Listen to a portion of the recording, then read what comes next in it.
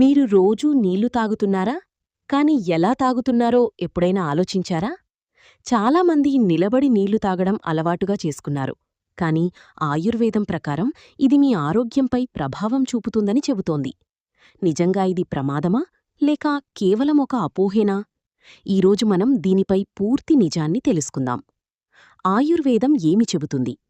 ఆయుర్వేదంలో నీళ్లు తాగడం కూడా ఒక విధానముంది.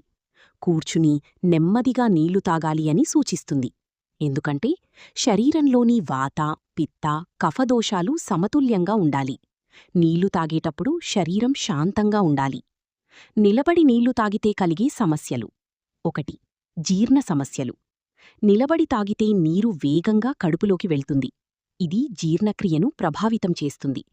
గ్యాస్, బ్లోటింగ్, అజీర్ణం రావచ్చు. 2. కిడ్నీలపై ప్రభావం. నీరు సరిగ్గా ఫిల్టర్ కాకుండా త్వరగా బయటకు వెళ్ళిపోతుంది. దీనివల్ల కిడ్నీల పనితీరు కొంత తగ్గవచ్చు. 3. కీళ్ల నొప్పులు.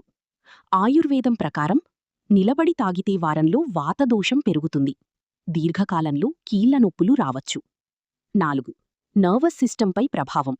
శరీరం స్టేబుల్గా లేకపోవడం వల్ల నర్వస్ సిస్టం మీద ఒత్తిడి పెరుగుతుంది. నిజమేమిటి? మోడర్న్ సైన్స్ ప్రకారం, ఆధునిక వైద్యశాస్త్రం ప్రకారం నిలబడి నీళ్లు తాగడం తక్షణ ప్రమాదం కాదు. కాని నెమ్మదిగా తాగడం వల్ల జీర్ణక్రియకు మేలు జరుగుతుంది. అంటే ఆయుర్వేదం చెప్పిన విధానం ఆరోగ్యకరమైన అలవాటు మాత్రమే, భయం అవసరం లేదు.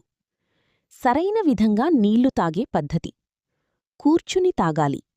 చిన్న చిన్న ముద్దలుగా తాగాలి. చాలా వేగంగా తాగకూడదు. ఉదయం గోరువెచ్చని నీళ్లు తాగడం మంచిది. కాబట్టి నిలబడి నీళ్లు తాగడం ప్రాణసంకటం కాకపోయినా మంచి ఆరోగ్యానికి చిన్న మార్పులు చాలా ముఖ్యం. ఇకపై కూర్చుని నెమ్మదిగా నీళ్లు తాగే అలవాటు చేసుకోండి. ఆరోగ్యమే మహాభాగ్యం.